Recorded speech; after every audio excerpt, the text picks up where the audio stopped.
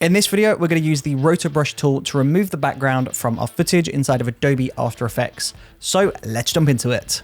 So we're inside of Adobe After Effects. This is the footage that I'm going to be rotoing. Now, as you can see, I have filmed this on a green screen. That's not part of this effect. It's just separate footage. It's just a clip that I managed to find of myself. So ignore that. So to rotoscope myself out of the shot rather than keying it, we are going to go up to this icon here, which is the Roto Brush tool. So we're going to select that, double click the footage, and you can see we've got this paintbrush appear, which if I come down here, you can see we've got brushes. If I increase the size of the brush, it increases the brush in here.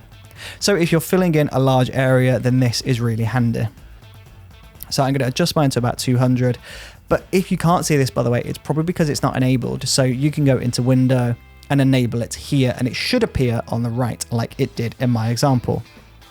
But anyway, we're going to go back to the very beginning, drag that cursor all the way back to keyframe 1, and we're just going to paint within our subject. Now, as you can see, I've got this warning pop up that says, draw Roto Brush and refine edge tool strokes at full resolution for best results. So if I go back into my composition, you can see we're in half resolution. And this is for the sake of speed, but for accuracy, we need full.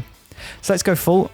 Let's go back into the layer. Let's delete the Roto Brush. So we'll delete that effect, go back onto the Roto Brush tool, double click that, and we'll carry on again. So let's draw within ourselves like this. And you can see the warning has gone because we're now at maximum res.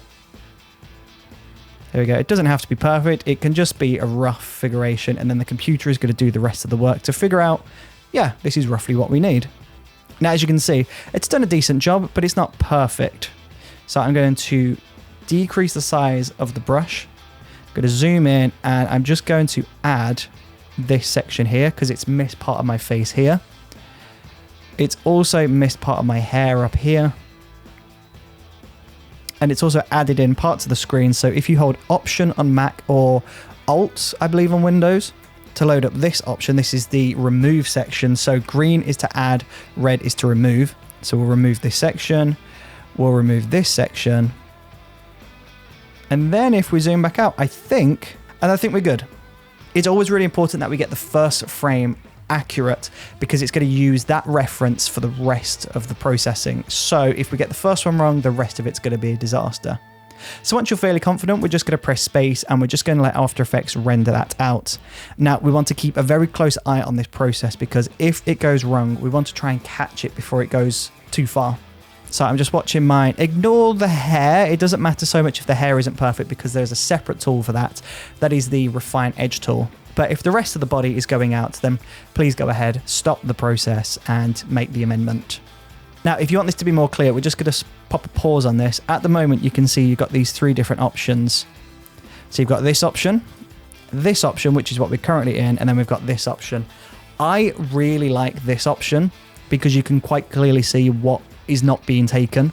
So if we press space and we play through with this new view enabled, you can quite clearly see that the whole of me is being used for this.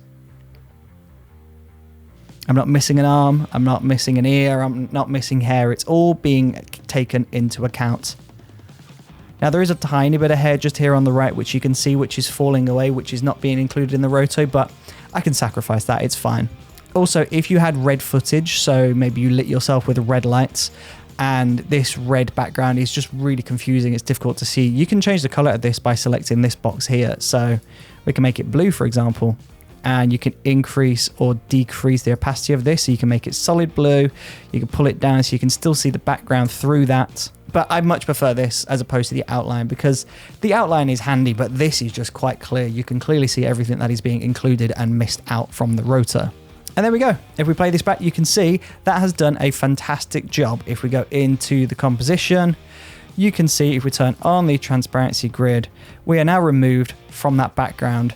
Without having to key this footage, we use the Roto Brush to remove the background.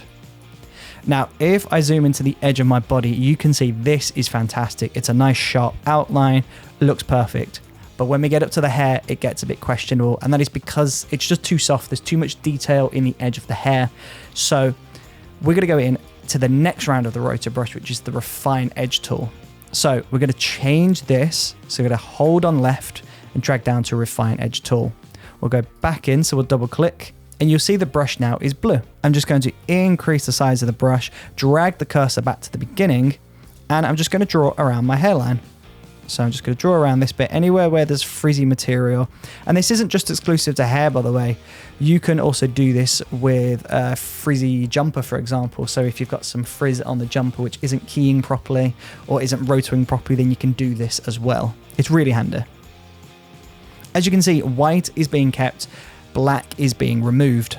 Now, where I'm rotating in the shot, this side of my hair is in the shot at the moment, but my right side is currently facing away. But as I rotate, you're going to see this starts to appear. So you can just go in and add that bit, let it do its thing, let it process, and then we'll press space and we'll carry on moving forwards. And it's just going to keep processing. So again, we'll keep a close eye on that hair coming around.